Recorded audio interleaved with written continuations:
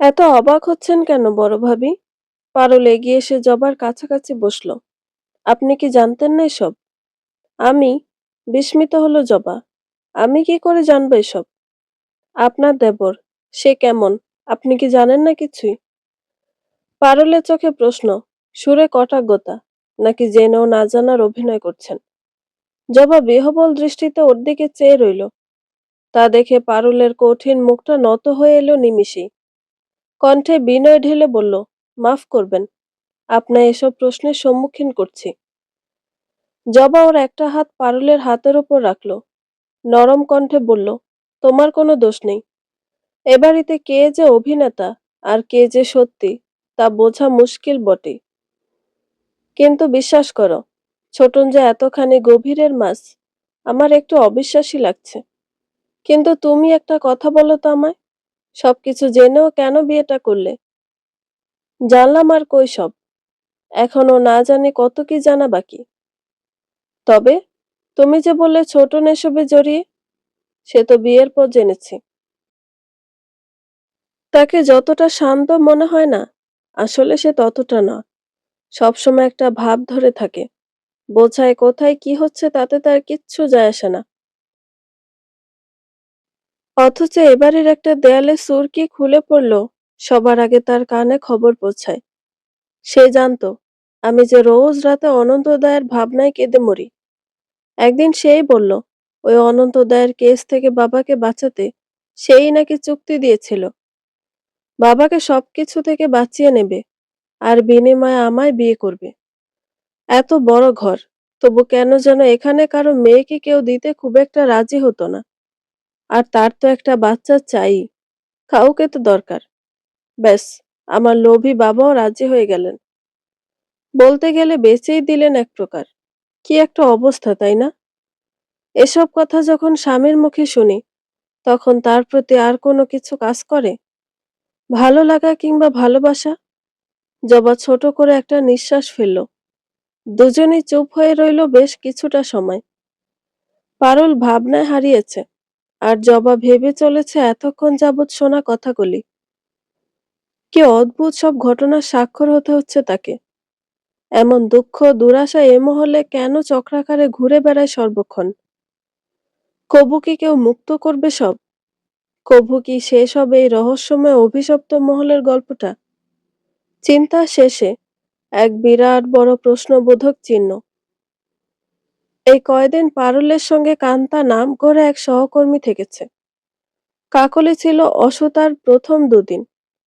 সতীন হলো সেবা যত্নের বেলায় বিন্দুমাত্র ত্রুটি রাখেনি সে। আজ কান্তা এলো না, কাকলিও না। পারুল দম বন্ধ করে অপেক্ষা করতে লাগলো একটি মানুষের জন্য। সৌরবাল চৌধুরী এলেন রাত করে, সঙ্গে নিয়ে এলেন বোঝাই ভর্তি বইয়ের বুকশেলফ। ঘরে ঢুকেই পারুলকে বসে থাকতে দেখে উৎফুল্ল গলায় বললেন, কি ব্যাপার, ঘুমোওনি এখনো? পারুল ছোট করে বলল, না। তারপর প্রশ্ন চোখে বইগুলোর দিকে তাকালো। সৌরভ ঘরের এক কোণা দেখিয়ে দিতে গৃহকর্মীরা সেখানে বুকশেলফটি সুন্দর করে বসিয়ে দিয়ে চলে গেল। সৌরভ দরজা আটকে বই গোছাতে লাগলেন। আপন মনে বললেন, এ ঘরেই থাকবো যেহেতু, তাই বইগুলো নিয়ে এলাম। আমার আবার বই ছাড়া একটা রাতও চলে না। এই ঘরে থাকবেন মানে? অবাক হলো পারুল। চোখে মুখে খেলে গেল চাপা আতঙ্কের ঢেউ।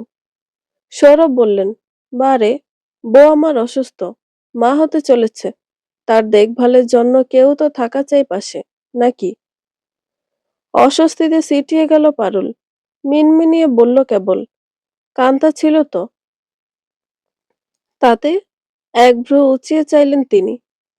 আমায় সর্বশ্রেষ্ঠ উপহার দিবে যে, তার দেখভাল করবে সামান্য এক গৃহকর্মী? না পারু, অতটাও বেরসিক ভেবো না আমায়। একটুখানি হৃদয় তো এই বুকেও আছে। এরপরে আর কিছু বলার থাকে না তার। তাই নীরবতাকে বেছে নিল সে। গোছানো বিছানা আবারও টান টান করলো। বালিশ সোজা করে দিল, মধ্যিখানে কোলবালিশ ফেলল। গুটিসুটি মেরে শুতেই সৌরভ বললেন, ঘুমিয়ে পড়বে নাকি? ঘুম পাচ্ছে? পারুল তড়িঘড়ি উঠে বসল। কেন, কিছু প্রয়োজন? কথা কানায় কিসের ইঙ্গিত? সৌরভ বুঝতে পেরে মুচকি হাসলেন। শুধালেন, না না, যা পেতে চলেছি এর বাইরে আর কিচ্ছু প্রয়োজন নেই। তুমি নিশ্চিন্তে থাকো, এই কমাস তোমায় আর বিরক্ত করব না। সত্যি বলতে অনেকখানি ভার কমে গেল পারুলের মনের উপর দিয়ে। কেন যেন সৌরভের সঙ্গের অন্তরঙ্গ মুহূর্তগুলি পারুলের মনে ব্যথা সৃষ্টি করে, চাপিয়ে রাখা ক্ষতগুলোতে পুনরায় দগ্ধ হয়। সে কথা সে কাউকে বলতে পারে না, বলতে পারবেও না। এ ব্যথা একান্ত তার, গোপনে লুকিয়ে রাখা ব্যক্তিগত যন্ত্রণা। সৌরভ বললেন, আচ্ছা পারু, তোমার প্রিয় রং কি? পারুল থমকালো এক মুহূর্ত। তার প্রিয় রং সবুজ। আচ্ছা, কতদিন হয় একখানা সবুজ শাড়ি পরে না সে? কি হলো, প্রিয় রং নেই? আছে। আস্তে মাথায় ঝাঁকালো সে। সবুজ, গাঢ় সবুজ। কাঁঠাল পাতার মতো? হুম। আচ্ছা, তোমার পা জোড়া এদিকে আনো দেখি। পারুল বিস্ময়ে কম্বলের তল থেকে পাগুলো বের করে সৌরভের সামনে মেলে ধরতেই সৌরভ একদণ্ড কি যেন দেখে ভেবে বলল, না, মানাবে ভালোই। কি? পারুলের চোখে মুখে উৎকণ্ঠা। সৌরভ হাসেন তা দেখে। কিছু না, কি যেন গোপন করলেন। পারুল আশ্চর্যের সীমারেখায় পৌঁছায়। মানুষটা হঠাৎ এত রসিক হচ্ছেন কেন? আগেই তো ভালো ছিল, গম্ভীর, রকচটা। দেখলেই ঘেন্নাটা বাড়তে একটু একটু করে। এই প্রাণখোলা হাসির মানুষটাকে দেখলে বরফ রাগও গলে যায় যে। পারুল চোখ সরিয়ে কম্বলের ভেতর আবারও পা জোড়া গোপন করে। বালিশ পিঠে ঠেকিয়ে আতশোয়া হয়ে বসে। কোথায় চেয়ে থাকে কে জানে, তবে চোখ জোড়ায় দ্বিধাদ্বন্দ্বের খেলা চলে। সৌরভ সেদিকে একদৃষ্টে নীরবে চেয়ে রন। হঠাৎ করে তার সমস্ত মনোযোগ গিয়ে পড়ে মেয়েটার ওপর। শ্যামবর্ণ গায়ের রং, মেঘলা সন্ধ্যার মতো শান্ত, তবু তার ভেতরে কোথাও এক অদ্ভুত দীপ্তি লুকিয়ে আছে। মুখের বাঁকগুলো অতিরিক্ত মসৃণ নয়, আবার রুক্ষও নয়। একটা স্বাভাবিক সৌন্দর্যে ভরা, ঠিক যেন জন্মগত এক অভিজাত সৌন্দর্য, যার জন্য কোনো বাড়তি অলংকারের প্রয়োজন পড়ে না। চোখ দুটো, আহ, সেই চোখ যেন আলাদা এক জগৎ। ভাষা ভাষার দৃষ্টি, অথচ তার গভীরতায় জমে আছে অগণিত অনুচ্চারিত কথা। চোখের পাপড়িগুলো লম্বা, অল্প নুয়ে পড়া। চোখের কোণে ল্যাপটানো স্থায়ী ক্লান্তি, কোনো স্বপ্নবতীর ক্লান্ত দৃষ্টি। পাতলা দুটি ঠোঁট, তবে তার রেখা তীক্ষ্ণ, সুস্পষ্ট। স্পষ্টবাদী স্বভাবের পরিচয় এখান থেকে ফুটে ওঠে বুঝি। সৌরভ স্থির বনে গেলেন, অবাক হলেন। পারুলকে এত আলাদা করে আবিষ্কার করতে ইচ্ছে করছে কেন আজ? কেন এ অদ্ভুত অনুভূতি বক্ষ জুড়ে? এই অনুভূতির নাম কি? জানা নেই। এই মোহময় টানের পরিচয় কি? তাও জানা নেই। অস্থির বোধ করলেন সৌরভ।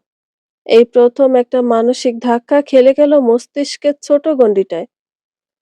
নড়েচড়ে বসলেন তিনি। ফটাফট সিগারেট ধরালেন।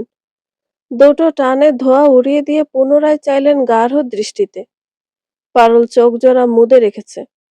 তীর তীর করে কাঁপছে বুজে রাখা আখিদ্বয়। আচ্ছা, ওর কি কষ্ট হচ্ছে? খুব কষ্ট? সৌরভ কি পারেন সেই কষ্টের প্রলোভে নিজ হাতে মলম লেপে দিতে? ইতস্তত করে চোখ মেলে চাইল পারুল। দেখল সৌরভ তার দিকে একদৃষ্টে তাকিয়ে আছেন। বিব্রত বোধ করে সে। অন্য পাশ ফিরতেই শুনতে পেল সৌরভ বলছেন, লজ্জা পেলে? পারুল হতচকিত ভঙ্গিতে তাকালো। কেন? মুখ ঘুরিয়ে নিচ্ছ যে? ও, না এমনি। ঘুমাবেন না? একটা রাত না হয় নাই ঘুমালাম। দেখো না, বাইরে কি সুন্দর জ্যোৎস্না। পারুল আনমনে বলল, হু। হঠাৎ করে সৌরভাল চৌধুরী উঠে দাঁড়ালেন। এই পারু, চলো, তারা কণ্ঠে বললেন তিনি। পারুল চমকে বলল, কোথায়? আহা, চলোই না। পারুলকে নিজেই বিছানা থেকে ধরে নামিয়ে আনলেন। তারপর তার হাতখানা মুঠিতে চেপে ধরে চললেন বাইরের দিকে। স্নিগ্ধ আলোয় গা ভিজিয়ে ঝিমুচ্ছে চারপাশ। দিঘির জলে টলমল করে চাঁদের প্রতিবিম্ব। কেউ যেন সাদা রূপোর থালা ভাসিয়ে দিয়েছে জলে। চারদিকে হালকা ধোঁয়াটে কুয়াশা, তাতে বাতাসটা কেমন শীতল আর রহস্যময় ঠেকে। অকারণে ঠকঠক করে কাঁপন ওঠে গায়ে। অজানা এক বনফুলের মাতাল করা গন্ধ ভেসে আসে বাতাসে, নিঃশ্বাসে মিশে যায় নীরবে।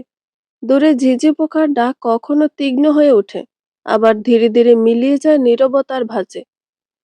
সব মিলিয়ে একেবারে স্বপ্নময় মায়াবী এক রাত। এমন রাতে প্রতিটি নারী চাইবে তার পাশে এমন একজন থাকুক, যাকে সে জীবনের চেয়েও বেশি ভালোবাসবে, যার সঙ্গে নতুন স্বপ্নের সূচনা করবে, যাকে নিয়ে পাড়ি দিবে ৭ সমুদ্র ১৩ নদীর ওপারে। অথচ আজ পারুলের পাশে এমন একজন বসে, যার সঙ্গ কখনো স্বপ্নেও ভাবেনি সে, আর না কখনো ভাবতে চায়। জীবনের প্রয়োজনে কত কিছুই মানুষকে আঁকড়ে ধরতে হয়, পছন্দ না হওয়া সত্ত্বেও। একসময় সে অপছন্দের জিনিসকে নিয়েই থাকার অভ্যাস গড়ে ওঠে। এ কয়দিনে সেটাই হয়েছে পারুলের সঙ্গে। সৌরবাল চৌধুরী শুধুই তার দৈনন্দিন জীবনের অভ্যাস। এর বাইরে তার প্রতি এক কণা পরিমাণ অনুভূতির জন্ম তার হৃদয়ের মণিকোঠায় সৃষ্টি হয়নি। ভবিষ্যতে হবার কোনো সম্ভাবনাও নেই। পারুলকে নিয়ে দিঘির ঘাটলায় বসেছেন সৌরভ। জ্যোৎস্নাময়ী চারপাশ দেখে নিয়ে সে পারুলের থমথমে মুখটা লক্ষ্য করে বললেন, কি ব্যাপার, পছন্দ হয়নি? হু, না না, ভালোই লাগছে জায়গাটা। শীত সামান্য বেশি, এই যা। ওহ, তাড়ায় হুড়ায় তোমার চাদর ফেলে এসেছি দেখি। ১ মিনিট। সৌরভ আচানক একটা অত্যাশ্চর্যের কাজ করে বসলেন। নিজের গায়ের চাদরটা খুলে পারুলকে জড়িয়ে দিলেন। পারুল এতটা বিস্মিত হলো যে ড্যাবড্যাবে চোখে সৌরভের দিকে ঘোরগ্রস্ত দৃষ্টিতে তাকিয়ে রইল। সেটা খেয়াল করে মৃদু হাসলেন তিনি। আনমনে বলতে লাগলেন, তুমি আমার দায়িত্ব। তাছাড়া এখন তো দায়িত্বের ভার আরো বেশি বেড়ে গেল। আর আমি কখনো দায়িত্বে অবহেলা করি না মিসেস চৌধুরী। মিসেস চৌধুরী শব্দখানা ভারী শোনালো পারুলের কানে। উসখুস করতে লাগলো, এখান থেকে পালিয়ে বেড়াতে পারলেই বাঁচে। এই সুন্দর পরিবেশ, এই স্বপ্নময়ী রাত, এই যত্নশীল হাত দুটি এখানে অন্য কারো থাকবার কথা ছিল, সৌরভের নয়। এই সব ভেবে রেখেছিল পারুলও একসময়। তবে সেই ভাবনায় সৌরভের জায়গায় অন্য আরেকটি মানুষের বিচরণ। যতবার সবটা মেলাতে চাইছে, ততবারই কল্পনা এবং বাস্তবতার পরাকাষ্ঠে আটকে যাচ্ছে সে। ধাক্কা দিয়ে ভ্রম ভাঙছে প্রতিনিয়ত। শূন্যতায় ভরে উঠছে হৃদয়াঙ্গন। নিশ্চুপ পারুলকে দেখে সৌরভ ওর একটা হাত নিজের হাতের আজলায় ভরলেন। নরম সুরে বললেন, তুমি কি এখন আমাকে মেনে নিতে পারোনি পারো? এমন প্রশ্নের সম্মুখীন হতে হবে তাও ওনার থেকে। কল্পনা তো ভাবেনি পারুল। কি হলো লোকটার? হঠাৎ করে এত নরম হয়ে পড়ল কেন? কোথায় তার ব্যক্তিত্বপূর্ণ গুরু গম্ভীর আচরণ? ভারী কি হালচাল? কি হলো, কথা বলছো না কেন? আমি সেদিন তোমার সঙ্গে অন্যায় করেছি, রাগের মাথায় ওভাবে প্রহার করেছি। আমার উচিত হয়নি, পরে বুঝেছি। সেই ব্যাপারটা নিয়ে তুমি আমার ওপর অভিমান করে আছো। এই অভিমান ভুলিয়ে আমার সঙ্গে একটু স্বাভাবিক হওয়া যায় না? আমরা বাবা মা হতে চলেছি। আমাদের ভেতর যদি মহব্বতই না থাকে, তবে সন্তান মানুষ করব কি করে? ওকে সুন্দর মতো বড় করতে হলে আমাদেরকে একটা সুন্দর সম্পর্কে আসতে হবে আগে, তাই না? পারুল দায়সারা ভাবে বলল, হো। আর তাই তোমাকে আমার প্রয়োজন পারু। এই সংসারটাকে আপন করে নাও, অতীত ভুলে যাও। এখনো তোমার কাছে গেলে তোমার দু চোখে আমি অন্য কাউকে দেখি। পারুল কিছু বলতে পারল না, বলার মতো কিছু তো নেইও।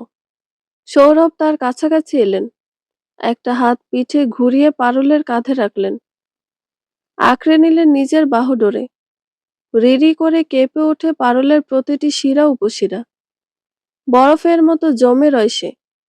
সৌরভ তাকে আরো কাছে টেনে মেশালেন নিজের বুকের সঙ্গে।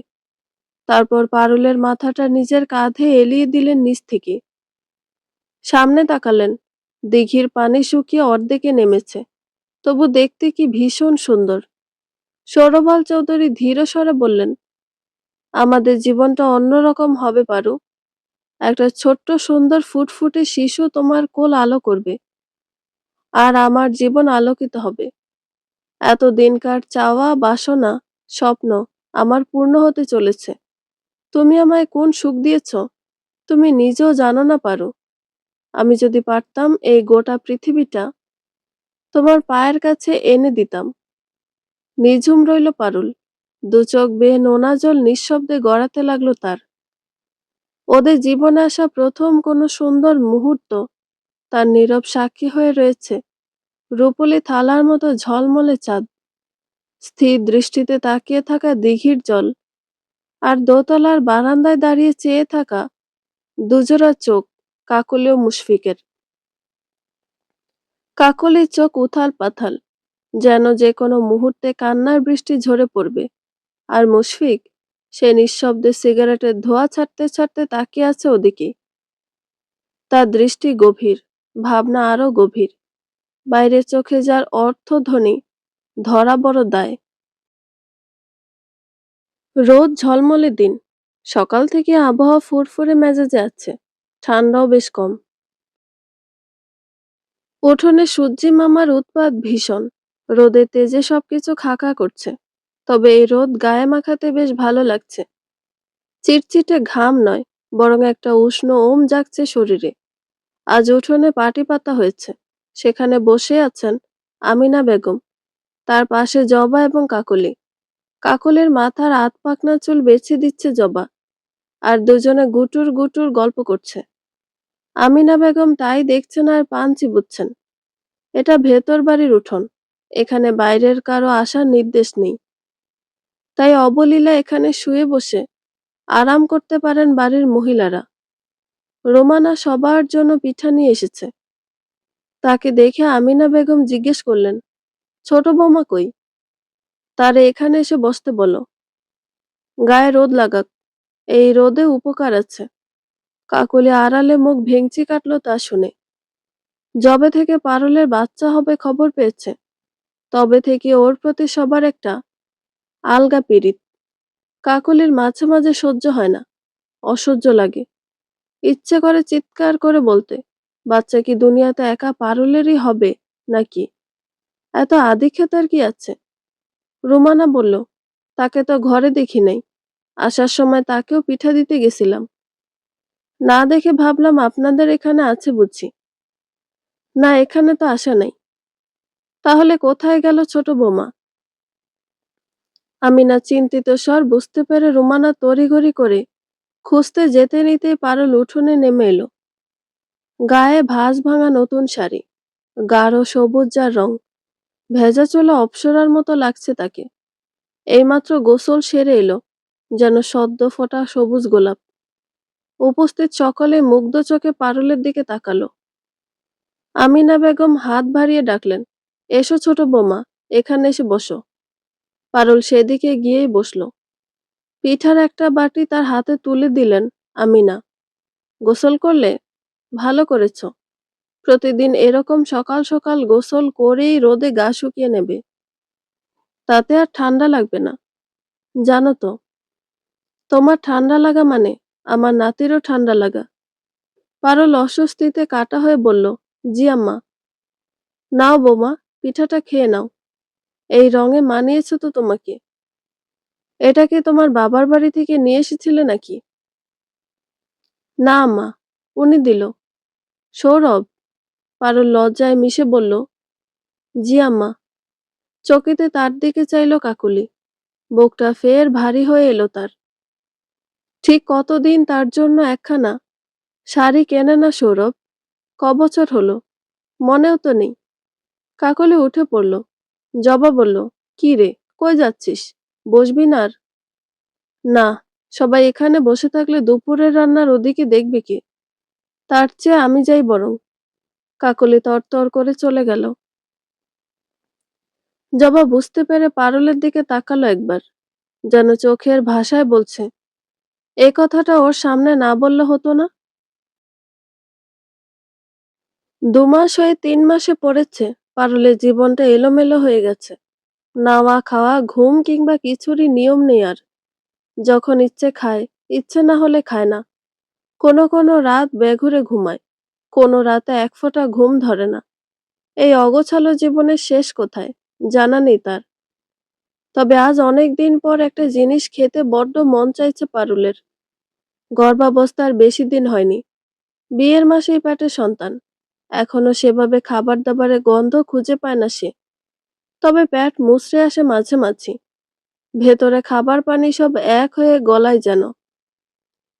তখন আর কিছুই গলা দিয়ে নামতে চায় না। আজ খুব করে টক পাতা দিয়ে ছোট মাছের একটা তরকারি গরম ভাতে মাখিয়ে এক লোকমা খাবার স্বাদ জেগেছে মনে। মা এই রান্নাটা কি যে ভালো করতো। পারুল একাই 2 প্লেট ভাত সাবার করে দিত। আজ অনেক দিন পর তার মায়ের কথা মনে পড়ছে। মা যদি একটুখানি শক্ত হয়ে পারুলের পাশে দাঁড়াতেন, তবে তার জীবনটা এত তছনছ হতো কি, কি জানি। হিসাব মিলায় না আজকাল পারুল। এবারের পেছনে বাগানের দিকে কত কত নাম জানা অজানা গাছের সমাহার, সেখানেই টকপাতা দেখেছে পারুল। সেই খোঁজে সে বেরোলো দুপুরের পরপর। সবার খাওয়া দাওয়া শেষ, যে যার ঘরে ঢুকেছে ভাত ঘুমের উদ্দেশ্যে। সৌরভ বাসায় নেই। সকালে ঘুম থেকে উঠে দেখেনি তাকে পারুল। কোথায় গেছে কে জানে। তাকে নিয়ে বিন্দুমাত্র মাথা ব্যথা নেই পারুলের। সে আপন মনে এগিয়ে চলে বাগানের দিকে। সূর্যের প্রখর তাপ এখনো প্রকৃতিতে বিরাজমান, তবু ঘাসের ডগায় সিক্ত ভাব। খালি পা ফেলতে ভালো লাগছে। মনটাও বেশ ভালো হয়ে আছে তার। ফুরফুরে মেজাজে হেলতে দুলতে এদিক ওদিক কত কি দেখতে দেখতে এগুচ্ছে সে। একটা পাখি দেখলো, নাম কি জানা নেই। আরেকটা দেখলো দোয়েলের মতন। শালিক পাখির জোড়া ভেঙে দিয়ে খিলখিল করে হেসে উঠল সে। কতদিন পরে প্রাণ চঞ্চলতা ফিরে পেয়েছে। ভালো লাগছে, পারুলের বড্ড ভালো লাগছে এই নিঝুম নিস্তব্ধ দুপুরকে সঙ্গী করে হেঁটে বেড়াতে। কিন্তু আচানক কোথা থেকে উদয় হলো মুশফিক। ঠোঁটে চাপা সিগারেট, প্যান্টের চেইন টেনে ঠিক করতে করতে একটা ঝোপের আড়াল থেকে বেরিয়ে এলো ফট করে। নিমিষে সব মন ভালো মেজাজ খারাপে পরিণত হলো পারুলের। ভ্রু কুঁচকে গেল তার। সরু তীক্ষ্ণ দৃষ্টিতে তার দিকে চাইল পারুল। মুশফিক নিজ হতভম্ব হলো। আমতা আমতা করে বলল, আরে আপনি এখানে যে। হেসে পরিবেশ স্বাভাবিক করতে চাইল। হাত দিয়ে তখনও প্যান্টের চেইনের জায়গাটা ধরা। ওদিকে চোখ পড়তেই শিউরে উঠল পারুল। আঁতকে ওঠা অন্যদিকে ঘুরে গেল। মুশফিক নিজেও বুঝতে পেরে তাড়াতাড়ি করে সব ঠিকঠাক করলো। ঠোঁটে সিগারেট ফেলে দিয়েছে ততক্ষণে। ভীষণ অপ্রস্তুত এবং বিব্রত ভঙ্গি খেলা করছে তার চোখে মুখে। মহলে কি বাথরুম নেই? কাঠ কাঠ স্বরে জানতে চাইল পারুল। এখানে এসে কি করছিলেন আপনি? আসলে হয়েছে কি? আসল কথাটা কিছুতেই মুখে আনতে পারল না মুশফিক। সিগারেট খেতে খেতে যত্রতত্র প্রকৃতির ডাকে সাড়া দেবার কথাটা কি করেই বা বলবে সে। কোনো মতে কথা ঘোরাতে বলল, চুলকাচ্ছিল তো, তাই আর কি। কোনো পোকা টোকা ঢুকলো কিনা? বাই দ্য ওয়ে, আপনি এখানে কেন, তাও এই অবেলায়? পারুল ফিরে তাকালো তার দিকে। আপনাকে কৈফিয়ত দিতে হবে? আমি সেরম ভাবে বলিনি। এই সময় এখানে আপনাকে আশা করিনি তো, তাই জিজ্ঞেস করলাম। আমি আপনাকে এখানে এই সময় আশা করিনি। আমি তো কৈফিয়ত চাচ্ছি না। এটা আমার ব্যাপারও না, আপনার ব্যাপারও না। এখানে যে কেউ যখন তখন আসতেই পারে।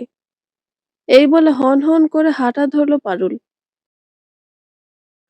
অযথা এই ব্যাটার মুখ লেগে নিজের মেজাজ কে নষ্ট করতে চায়।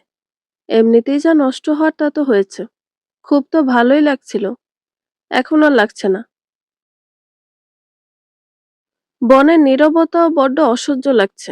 সূর্যের খাড়া তাপও শরীর পুড়িয়ে দিচ্ছে যেন। সবকিছু বিরক্তিকর। উফ। একা একাই বিড়বিড় করতে করতে এগিয়ে চলে পারুল। পেছন পেছন এগোয় মুশফিকও। কৌতূহলী মন তার। তাছাড়া পারুলের সঙ্গ তার খুব একটা খারাপ লাগে না। আপনি যাচ্ছেন কোথায়? ওদিকে তো দিঘি। এখন গোসল করাটা আপনার জন্য একদম ঠিক হবে না এ অবস্থায়, তাছাড়া প্রেগনেন্ট অবস্থায়। পারুল ঘুরে দাঁড়াতেই মুশফিক চুপ করে গেল। তিরিক্ষি মেজাজে পারুল বলল, আমি গোসল করি না ডুবে মরি তাতে আপনার কি? আপনি আমার পেছন পেছন আসছেন কেন? না মানে, ভাবলাম একা একা আবার কোথায় যান? রোদে মাথা টাথা ঘুরে গেলে গেলে আমার যাবে। আপনার তাতে কিছু আসে যায় না। আসে যায় তো। আমি একজন ডাক্তার না, পাগলের ডাক্তার, শরীরের না। তাতে কি, ডাক্তার তো। আমার দায়িত্ব সবার খেয়াল রাখা। আমার খেয়াল রাখার জন্য আমি একাই যথেষ্ট। আর কারো প্রয়োজন নেই। এ বাড়িতে আরো অনেকে আছে, গিয়ে তাদের খেয়াল রাখুন। আমাকে বিরক্ত করবেন না অযথাই। আপনি শুধু শুধু আমার উপর রাগ করছেন। শুধু শুধু করছি না, এটুকু বলে হাঁটতে লাগলো পারুল পুনরায়। মুশফিক ওর পিছন পিছন চলতে চলতে বলল, তাহলে কি নিয়ে রেগে আছেন? ওই সময় আপনার মানসিক সমস্যা আছে সেটা বলেছি দেখে। পারুল জবাব দিল না। মুশফিক বলল, সত্য বলায় রেগে গেলেন? আচ্ছা যান, আর কখনো বলবো না। এবারের মতো আপনার কাছে ক্ষমা চাইছি। যাদের বাড়িতে এসেছি তারা যদি মুখ কালো করে রাখে, কথা না বলে, তাহলে তো খারাপ লাগে, তাই না? পারুল দাঁড়ালো আবার, স্বরটাকে বিনয়ী করে বলল, ঠিক আছে, বাদ দিন। আমি টক পাতা আনার জন্য যাচ্ছিলাম। আচ্ছা, ওটা আবার কোন পাতা? আপনার মুখে এই প্রথম শুনলাম। আসলে আমার বেড়ে ওঠাটা শহরেই হয়েছিল। খালার বাসায় থেকে সবসময় পড়াশোনা করতাম। প্রকৃতির সঙ্গে সেভাবে মেশার সুযোগ হয়নি। আসুন, চেনাচ্ছি। মুশফিক দেখল এই পাতা সে বহুবার দেখেছে, কিন্তু নাম জানা ছিল না। এ দিয়ে যে রান্না করা হয় তাও জানা ছিল না। পারুল পাতা ছিঁড়তে ছিঁড়তে বলছে, আমরা বলি চুকাই পাতা। এটার ভর্তা অসম্ভব মজা। এটা দিয়ে ছোট মাছ, দেশি পাঁচমিশালি মাছের তরকারি যা লাগে না, আলু ভাজাতে অল্প কিছু টক পাতা দিলে খেতে দারুণ স্বাদ হয়। তাই? তাহলে তো খেতে হয়। আপনি খাওয়াবেন? পারুল হেসে বলল, আচ্ছা। পারুল হাসলে খুব সামান্য একটা টোল পড়ে গালের ভাঁজে। দৃষ্টিগোচর হয় না সহসা, কিন্তু আজ এই রোদের ঝলকানিতে কাছাকাছি দাঁড়িয়ে মুশফিকের চোখ এড়ালো না সেটা। সে মুগ্ধ হয়ে গেল। কি সুন্দর মেয়েটা, কি চঞ্চল মন। নিশ্চয়ই এককালে দাপিয়ে বেরিয়েছে সবকিছু। তারপর হঠাৎ করে কি হলো?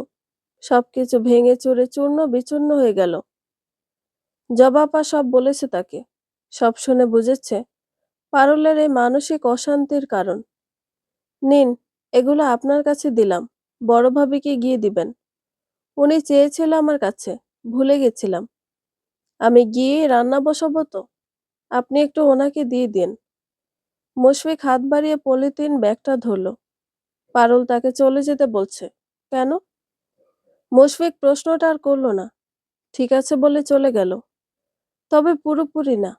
চলে যাওয়ার ভান করে কিছুটা দূরে একটা বনের ভেতর ঢুকে তীক্ষ্ণ চোখে পারুলের দিকে তাকিয়ে রইল। প্রথম কিছুক্ষণ অস্বাভাবিক কিছুই চোখে পড়ল না। পারুল আরো কিসব পাতা তুলল। নিচু হয়ে কি যেন কুড়ালো। মুশফিক ভাবল, হয়তো তার ধারণা ভুল। পারুল এমনিতেই তাকে যেতে বলে কিছুটা সময় নিজের মতো করে কাটাতে চেয়েছে। তাই সেও চলে যাওয়ার জন্য মনস্থির করে ফেলেছিল প্রায়ই। ঠিক তখনই দেখলো পারুল এদিক ওদিক চেয়ে ভীষণ সাবধানের সঙ্গে এগুচ্ছে আরো সামনে। জোড়া পুকুর ছাড়িয়ে কিছুটা হাঁটতেই বাম দিকে মোড় ঘুরল পারুল। মুশফিক যেখানে দাঁড়িয়েছে সেখান থেকে আর দেখা যাচ্ছে না পারুলকে। হারিয়ে গেছে বামের ওই কোণে। তবে ওদিকে যে কোথায় যাচ্ছে পারুল তা বুঝতে বাকি নেই মুশফিকের। প্রচন্ড অবাক হলো সে। ভাঙা মন্দিরে পারুলের কাজটা কি? বেলা ৩টের দিকে আকাশটা হঠাৎ ফ্যাকাশে হয়ে এলো। রোদ থাকলেও তার উজ্জ্বলতা নেই, বরং চারপাশে অদ্ভুত এক হলদে স্তব্ধতা। বাতাস খুব ধীর, নিঃশব্দ। মনে হয় কারো ভারী নিঃশ্বাস জমে আছে গাছপালার ফাঁকে। পারুল হাঁটছে, পায়ের নিচে শুকনো পাতা চুপচাপ ভাঙছে, কিন্তু শব্দগুলো অস্বাভাবিক রকম স্পষ্ট শোনায়। যেন এই বিরাট নির্জনতায় তার প্রতিটা পদক্ষেপ কেউ শুনছে, লক্ষ্য করছে। জোড়া পুকুরের জল ঘোলাটে, নিস্তরঙ্গ, একদমই নড়ছে না। কখনো কখনো কচুরিপানার ফাঁক গলে কালচে ঢেউয়ের মতো কিছু উঠানামা করছে, কিন্তু সেটা মাছ কিনা বুঝে ওঠা যায় না। আরো কিছুটা এগোতেই বাতাসে পাওয়া যায় কাঁচা স্যাঁতসেঁতে গন্ধ, ভাঙা ইটের গুঁড়ো আর মশলা পাথরের ধুলো চাপা গন্ধ। ডান পাশে একটা পুরনো অশ্বত্থ গাছ, তার শেকড়গুলো মাটির ওপর উঠে এসে সাপের মতো এঁকে বেঁকে পথটাকে আঁকড়ে ধরে।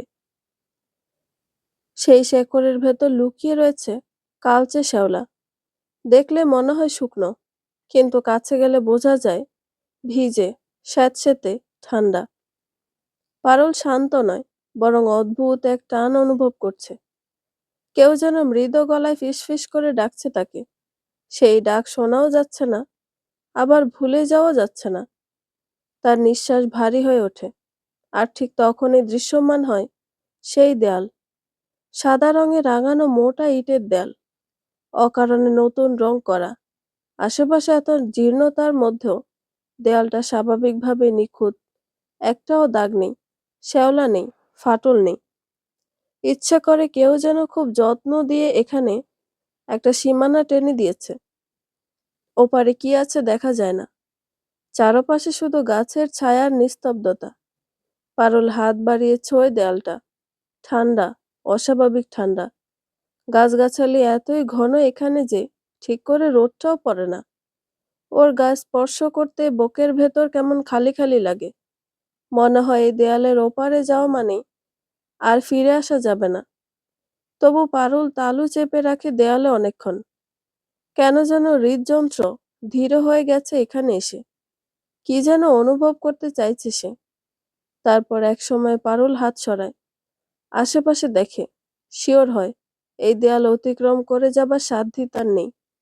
ওপারে যাবার একটাই রাস্তা, সব ভেঙে গুঁড়িয়ে দেওয়া, যা অসম্ভব পারুলের জন্য। পারুল নিঃশব্দে স্থির হয়ে দাঁড়িয়ে থাকে। বাতাস থেমে যায়, পাখিরা ডানা ঝাপটানো বন্ধ করে দেয়। আলো হঠাৎ আরো ফ্যাকাশে হয়ে পড়ে। একরাশ হতাশা মনে পারুল ফিরে আসবার পথ ধরে। আর ঠিক তখনই সে আবিষ্কার করলো পায়ের নিচে ঘাসের ঘনত্ব কম। যে পরিমাণ ঘন বন, তাতে ঘাস সবার কাছে 2 ফুট উচ্চতা সমান। সেখানে খুবই ছোট ছোট ঘাস, তাও কিনা পাতলা হয়ে আছে। পারুল নিজের ঠোঁট কামড়ে কিছু একটা ভাবে, নিচু হয়ে ঘাসের ডগাগুলি ছুঁয়ে দিল। সঙ্গে সঙ্গে হাসি ফুটে উঠল ঠোঁট জুড়ে। আর এক মুহূর্ত দাঁড়ায় না সে, ছুটে চলে মহলের পথে। আজকের অভিযানে পুরোটা না হলেও যতখানি সফলতা পেয়েছে তাই ছিল আশার ঊর্ধ্বে। দোতলার করিডোরে দেখা হয়ে গেল সৌরভের সঙ্গে। তিনি পারুলের ঘরের দিকেই যাচ্ছিলেন। ওই মাথা থেকে হেঁটে আসছিলেন, আর পারুল এই মাথা থেকে। তার পায়ের চপল গতি স্মিত হয়ে গেল মানুষটাকে এগিয়ে আসতে দেখে। দুজনেই মধ্যিখানে পারুলের ঘরের দরজায় দাঁড়িয়ে পড়ল। সৌরভ বললেন, কোথায় গেছিলে এই ভর দুপুরে? পারুল মিয়ে যাওয়া কণ্ঠে বলল, টকপাতা তুলতে। কাউকে বললেই তো হতো, তুলে দিত। নিজে কষ্ট করতে গেলে কেন? তাও এই অসময়ে একা একা ওই বাগানে যাওয়াটা কি ঠিক হলো? পারুল কিছু বলল না। সৌরভও আর কথা বাড়ালেন না এই বিষয়ে। ফের কিছু লাগলে কাউকে দিয়ে করাবে, সবখানে পণ্ডিতি করবে না। মাথা ঝাঁকিয়ে সম্মতি দিল পারুল। এবার চলো, একটা জিনিস এনেছি। পারুলের চোখে উদ্বেগ খেলা করে গেল এক ঝলক। দুজনে ঘরে ঢুকে পারুলকে বিছানায় বসিয়ে আকস্মিক নিজে মেঝেতে এক হাঁটু ভেঙে বসে পড়লেন।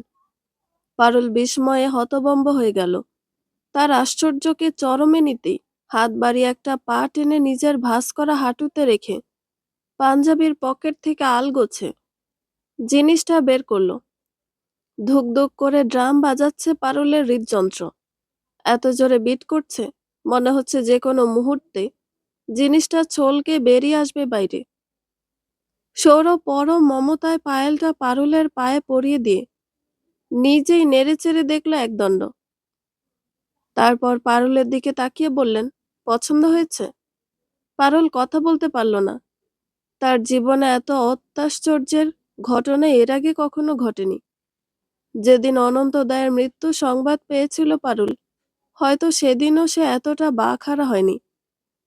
ওর বিস্মিত দৃষ্টিজোড়া পড়তে অসুবিধা হলো না সৌরভের। মুচকি হেসে শুধালেন তিনি, অভ্যেস করে নাও। এরকম ছোটখাটো ধাক্কা সামনে অসংখ্য আছে। এবারেও কিছু বলল না পারুল। এক দৃষ্টে চেয়ে রইল পায়ে পরানো সোনার চকচকে জিনিসটির দিকে। ঠিক তখনই খোলা দরজা ধরে দাঁড়ালো একটি অবয়ব, কাকলি। আম্মা, তোমাকে যেতে, বলতে গিয়ে থেমে গেল সে। অদ্ভুত চোখে চেয়ে রইল সৌরভ এবং পারুলের দিকে। এখানে এই মুহূর্তে সৌরভকে আশা করেনি সে, না আশা করেছিল এমন কোনো দৃশ্যের সাক্ষী হবে। সৌরভের হাঁটুর ওপর পারুলের পা, তাতে জল করছে একটি সোনার পায়েল। যেন জানলা গলে আসা মরা রোদ পড়ে ওটি আরো চিকমিক করে উঠছে। কাকলির বুক ধরে এলো, নিঃশ্বাস আটকালো গলায়। মনে হলো শত শত সূচ একসাথে ফুটতে লাগলো বক্ষপিঞ্জর। কাকলি মুখ ঘুরিয়ে নীরবে চলে যাওয়ার জন্য উদ্যত হতে সৌরভ আল চৌধুরী ডাকলেন। না চাইতেও দাঁড়াতে হলো তাকে। সৌরভ উঠে এসে পকেট থেকে এক কেস চুড়ি বের করে কাকলির দিকে বাড়িয়ে ধরলেন। এটা তোমার জন্য, বেগম। নত মাথায় কেবল কোনো রকমে হাতে তুলল কাকলি, তারপর ছুটিয়ে বেরিয়ে গেল। ভয়, পাছে চোখের পানি না দেখে ফেলেন সৌরভ আল চৌধুরী। নিজের ঘরে ঢুকে ঝটকা মেরে হাতের চুড়িগুলো ছুঁড়ে ফেলল সে। চুড়িগুলো একে এক করে মাটিতে পড়তে লাগলো, আর প্রতি আঘাতে ভাঙা টুংটাং শব্দ যেন কাকলির বুক ভাঙা হাহাকারের প্রতিধ্বনি হয়ে চারপাশে বাজতে লাগলো। যেমন ভাবে কারো অজান্তে, কারো চোখের আড়ালে কাকলির হৃদয়ের দেওয়ালটা একটু একটু করে ক্ষয়ে গিয়েছিল, ঠিক সেইভাবেই চুড়িগুলো ভেঙে ছড়িয়ে রইল মাটিতে। হঠাৎ খাটের পায়া জড়িয়ে বসে পড়ল সে, আর নিজেকে আটকাতে না পেরে হু হু করে কেঁদে উঠল। সেই কান্না ছিল না শুধুই চোখের পানিতে ভিজে থাকা দুঃখ, বরং ছিল বুকের ভেতর জমে থাকা সমস্ত অভিমান, সমস্ত অপমান, আর অসহায়ের বিষাদ মাখা চিৎকার। বিষাদের নীল বিষ ধীরে ধীরে ছড়িয়ে পড়তে লাগলো তার পুরো হৃদয় জুড়ে। যেন সে নিজেই নিজের ভেতরের অন্ধকারে তলিয়ে যাচ্ছে, অথচ উদ্ধার করার মতো একজন মানুষও পাশে নেই। ঠোঁটে সিগারেট চেপে রেখে হেঁটে আসছে মুশফিক, হাতে পলিথিনের পোটলায় টক পাতা বাঁধা। ফিরতি পথে ঘাটলায় বসেছিল কিছুক্ষণ, ভেবেছিল ফিরে আসবে পারুল খুব তাড়াতাড়ি। তবে তাকে ফিরতে না দেখে আর অপেক্ষা করেনি সে। মহলের বাইরের উঠোনে জান্নাত জুয়া খেলছিল, সেখানে কতক্ষণ সময় কাটিয়ে বড় বোনের খোঁজ করতে এসেছে এখানে, কিন্তু জবাবহাবি নেই। রান্নাঘরে নেই, নিজের ঘরে নেই। জান্নাত জ বলতে পারছে না মা কোথায় গেছে। মুশফিক ভাবল কাকুলির ঘরে গেল কিনা। দুজনের মধ্যে খুব ভাব, হয়তো একসঙ্গে বসে গল্প আড্ডা করছে। সেই হিসেব মোতাবেক কাকলির ঘরের দিকে যেতে লাগলো মুশফিক। যাওয়ার পথে পারুলের ঘর ছাড়ানোর সময় সৌরভ আল চৌধুরীর উপস্থিতি টের পেল ভেতরে। কি যেন বলছেন আর হাসছেন, এর মানে পারুলও চলে এসেছে। কোন দিক দিয়ে এলো? মুশফিক মাথা ঘামালো না, চুপচাপ এগিয়ে চলল নিজের পথে। কাকলির ঘরে ঢোকার আগে ঠোঁটে সিগারেট টেনে শেষ করে দোতলা থেকে ছুঁড়ে ফেলল নিচে। তারপর দরজায় দুটো টোকা দিতেই ভেতর থেকে ভাঙা স্বরে কাকলি বলল, এসো। মুশফিক ভেতরে ঢুকে অবাক হয়ে গেল। তার বোন নেই এখানেও, তবে তাতে বিস্মিত নয় সে। কাকলির উদ্ভ্রান্ত চোখের দৃষ্টি, জলের ছাপ এবং ভাঙা কণ্ঠস্বর তাকে চমকেছে। মানুষটা তবে কাঁদছিল? ভুল সময়ে তার কড়ায় আঘাত করে বসেছে মুশফিক। আমি চলে যাচ্ছি বলে যেতে নিতেই কাকলি থামালো। প্রয়োজন নেই ভাই, বলো না কি দরকারে এসেছো। এ মানে? মুশফিক মাথা চুলকে জানালো, জবাব আর খোঁজে এসেছিল। কাকলি দুদিকে মাথা নাড়ল। নেই তো, ভাবি বোধহয় আম্মার ঘরে। ও, তাহলে থাকুক, বেরোলেই না হয় এটা দিয়ে দিব। কি ওটা? টক পাতা না কি যেন? কে দিল? মুশফিক ইতস্তত করে নামটা বলতেই কাকলির চেহারায় কাঠিন্য নেমে এলো। তুমি ওর সঙ্গে বাগানে গিয়েছিলে? না না, আমি আগেই গেছিলাম, ফিরতি পথে দেখা। তারপর এটা ধরিয়ে দিয়ে বলল আপাকে দিতে। আপা চেয়েছিল নাকি? আচ্ছা। কাকলিকে চুপ হতে দেখে মুশফিক বিব্রত বোধ করলো। সে কি দাঁড়াবে না বেরিয়ে যাবে বুঝতে না পেরে বেরিয়ে যাওয়ারই সিদ্ধান্ত নিল। পুনরায় যাচ্ছি বলে পা বাড়াতে কাকলি ডাক দিয়ে থামাল আবারও। একটা কথা বলবো তোমায় ভাই। মুশফিক এবার সাহস করে এগিয়ে এলো অনেকটা, কাছাকাছি দাঁড়িয়ে বলল, হ্যাঁ বলেন না। আমায় দুটো ঘুমের ওষুধ দেবে? অনেক দিন হবে রাতে ঘুমাতে পারি না, দিনেও ঘুম আসে না, অথচ আমার খুব ইচ্ছে করে একটুখানি আরামের ঘুম ঘুমাতে। তুমি তো ডাক্তার, তোমার কাছে সবসময় এগুলো থাকে নাকি? জবাভাবি বলল, আমায় দিবে ভাই? আমার দরকার, সত্যি বলছি। মুশফিকের মায়া লাগলো বড্ড। মানুষটা তার বড় বোনের মতোই তার কাছে। তার যন্ত্রণার কারণ জানা সত্ত্বেও কেউ তাকে সাহায্য করতে পারছে না, কেউ তার যন্ত্রণা কমাতে পারছে না, পারছে না দুঃখের ভাগিদার হতে। একটুখানি ঘুমের জন্য কেমন ছটফট করছে মানুষটা। ওর হৃদয়ে তোলপাড় চোখ জোড়া ছাপিয়ে যায়। মুশফিক ভালো করেই বোঝে। একটা মৃদু নিঃশ্বাস ফেলে। কাকলির পাশের জায়গা দখল করে বসে। কাকলির দিকে চেয়ে ধীর স্বরে বলে, কতদিন ঘুমের ওষুধে ঘুমাবেন? যতদিন না আপনাতেই ঘুম আসে। সে তো আসবে না ততদিন, যতদিন আপনি এই মানসিক কষ্টের বোঝা মাথায় চাপিয়ে রাখবেন। যেদিন যে মুহূর্ত থেকে আপনি মুক্ত হবেন, তারপর দেখবেন এমনিতেই ঘুম হচ্ছে, খুব ভালো ঘুম হচ্ছে। কাকলি কথার পিঠে কথা না ছুড়ে নিশ্চুপ হয়ে রইল। মুশফিক থামল না, কথা বলতে লাগলো। এই পৃথিবীর সবচেয়ে রহস্যময় জিনিস কি জানেন? মানুষের মন। এই মনে মানুষ যে কত কি পুষে রাখতে পারে আপনার ধারণাতেও নেই। আর এই মনই হয় বিশ্বের সবচেয়ে বড় মহাসমুদ্রের গভীরতার চেয়েও গভীর। এই গভীরে মানুষ ডুবিয়ে দেয় সমস্ত কিছু, সুখ দুঃখ, হাসি কান্না, দুঃখ কষ্ট, তারপর প্রয়োজনে এক এক সময় এক একটা বের করে আনে। আপনার উচিত সেই সমুদ্রে আপনার সব দুঃখ জলাঞ্জলি দেওয়া, নতুন করে বাঁচতে শেখা। যে মানুষটাকে ভালোবেসে আজ আপনি পথের কাঙালি হয়েছেন, আজ আপনি এত খারাপে আছেন, তবু কেন তাকেই ভালোবেসে যেতে হবে? ভালোবাসা বুঝি এতই সস্তা?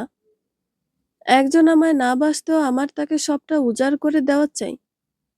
না তো, ভালোবাসা ভীষণ মূল্যবান।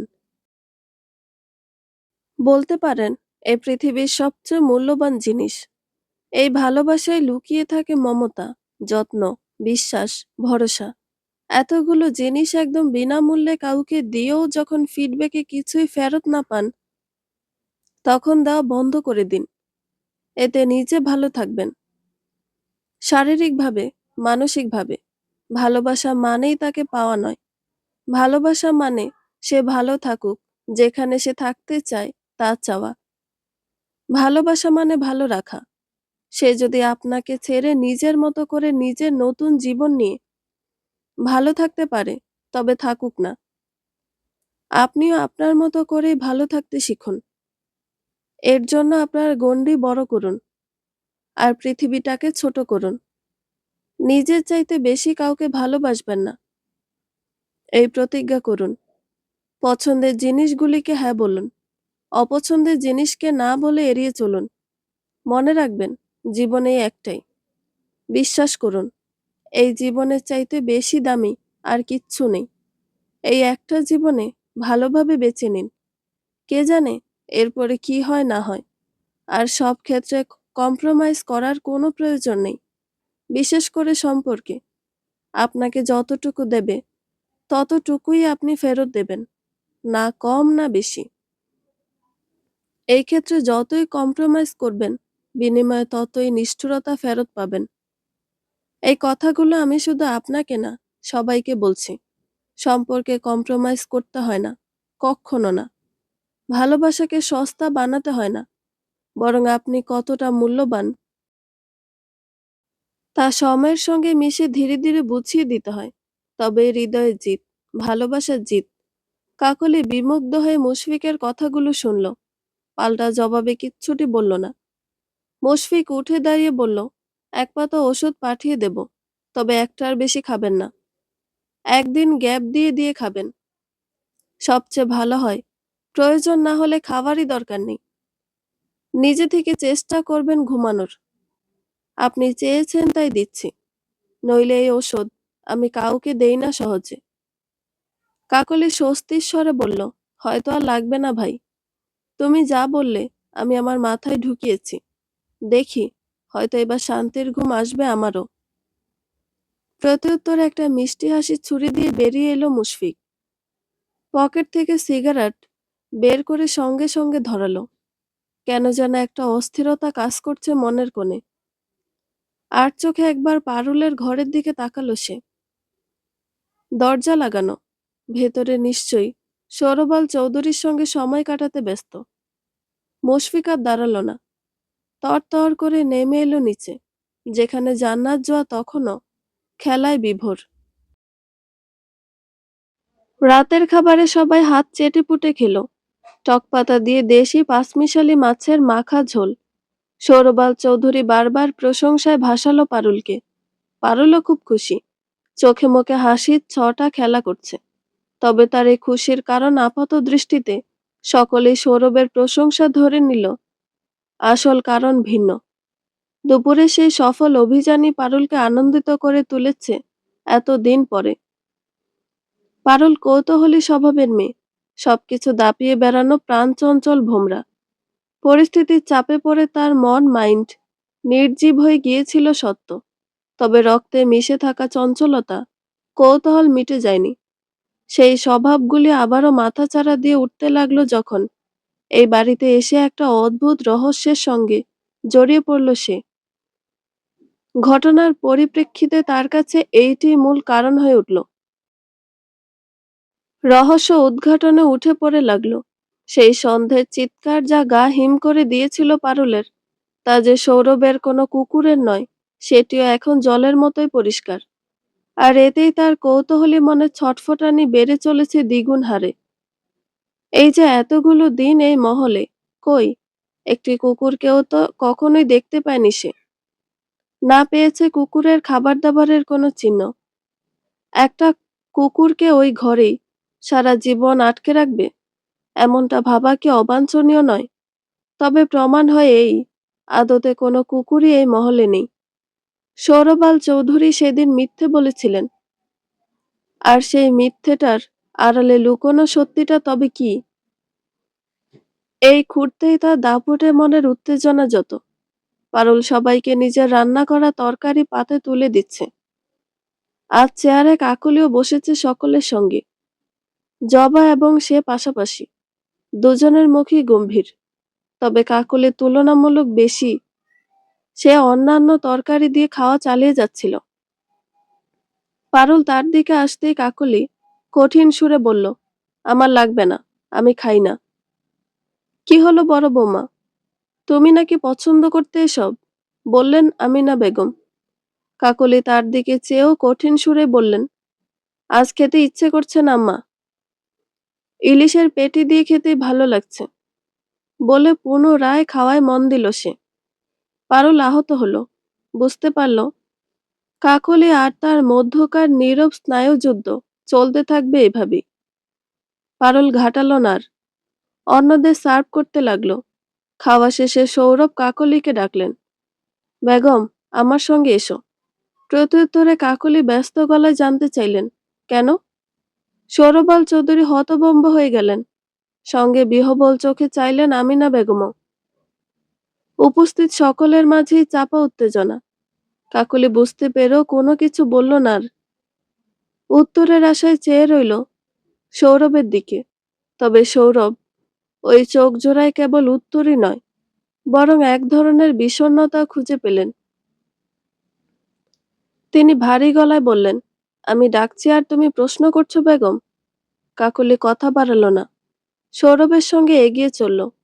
কাকলির ঘরে এলেন সৌরভ, বিছানায় পা ঝুলিয়ে বসলেন। কাকলি জিজ্ঞেস করলেন, বলুন কি বলবেন? তোমার হয়েছেটা কি? কি হবে? খেতে বসেও পারোর সঙ্গে শক্ত হয়েছিলে। শক্ত হতে হয় আজকাল, নরম জিনিস টিপে সবাই মজা পায় বেশ।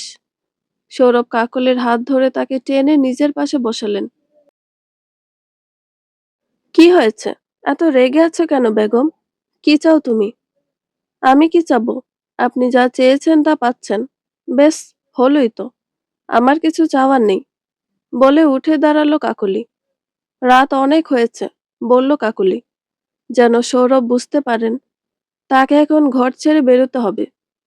সৌরভ অবাক চোখে কাকুলির এই রূপ দেখলেন কেবল। হঠাৎ করে এমন আমূল বদলে গেল কি করে? কই, ঝর্ণা ছিল যখন তখনও তো এই সৌরভের একটুখানি সময় পেতে চাতক পাখির মতো অপেক্ষা করত সে। অথচ আজ কত পরিবর্তন। সৌরভ বললেন, আজ এ ঘরে থাকলে তোমার সমস্যা আছে? আমার আবার কি সমস্যা? কটাক্ষ করল কাকলি। এই ঘর, এই মহল সব তো আপনার। আপনি যেখানে খুশি থাকবেন, কিন্তু আপনার ছোট বেগম গর্ভবতী। এ অবস্থায় তার সঙ্গে থাকাটাই সমীচীন। তাছাড়া আপনি তো তার সঙ্গে থাকবার জন্য নিজের ঘরও নাকি ছেড়েছেন। কথার খোঁটাটা ভালো করেই বুঝতে পারলেন সৌরভ। কাকলি বললেন, ফের যান যান, আপনার পারু একা একা বসে আছে, গিয়ে দেখেন হয়তো কান্নাকাটিও করছে। শত হোক, সতীনের ঘরে স্বামীকে কে চায় দেখতে? এ অবস্থায় কাঁদলে আপনার বংশের অনাগত রাজপুত্রের আবার সমস্যা হতে পারে। তার চেয়ে আপনি ও ঘরেই যান। কাকলি, মাফ করবেন, আমি যা সত্য এবং যুক্তিযুক্ত তাই বলছি। সৌরভ যেন বিস্মিত হওয়া ভুলে গেলেন। কিভাবে একটি মানুষ মুহূর্তের মধ্যে আকাশ পাতাল বদলে যেতে পারে, কিন্তু সৌরভের মতো পুরুষেরা কোনো দিনই বুঝবে না। একজন নারী তার শেষ সম্বলটুকু নিয়েও সংসার আঁকড়ে ধরে রাখতে চায়। সে টালমাটাল ভাঙনের মাঝেও বুক চেপে দাঁড়িয়ে থাকে, আশার শেষ প্রদীপটুকু নিভে যাওয়া পর্যন্ত অপেক্ষা করে। কিন্তু যখন সবটুকু দেওয়া শেষ হয়, ভাঙতে ভাঙতে যখন আর কিছুই অবশিষ্ট থাকে না, তখন সে ফিরিয়ে দেয়। আর একবার যদি নারী ফিরিয়ে দেয়, তবে ফিরিয়ে দেয় সমগ্র শক্তি দিয়ে, নিজের সমস্ত অস্তিত্ব দিয়ে। কারণ নারী যেমন সর্বস্ব দিয়ে ভালোবাসতে জানে, তেমনই প্রলয় ডেকে এনে সর্বস্ব দিয়ে বিদায় জানাতেও পারে। মধ্যরাতের কুঁকড়ে যাওয়া ঠান্ডা হাওয়া সিঁড়ির গায়ে গায়ে হিম হয়ে লেপ্টে আছে, তবু পারুল থামে না। টিপ টিপ করে শুকনো পায়ের শব্দ তুলতে তুলতে সে তড়িঘড়ি নেমে আসছে সিঁড়িগুলো। আশ্চর্য, এত অন্ধকারেও তার চোখে যেন সবকিছু স্পষ্ট, ঠিক চেনা পথের মতো। দূরে কোথাও থেকে একটা ক্ষীণ আলো সাদা ধোঁয়ার রেখার মতো ভেসে আসছে। তার ডান হাতে শক্ত করে ধরা 5 ব্যাটারির ভারী টর্চ লাইট, বাহাত শাড়ির আঁচল গুজে ধরে আছে কোমরে। নিচতলার করিডোরে পৌঁছেই সে থেমে গেল এক মুহূর্ত। চারিদিক এমন নীরব, মনে হয় যেন পুরো বাড়িটাই মৃত নিঃশ্বাসে ঢাকা, নিঃশব্দ, নিশ্চুপ।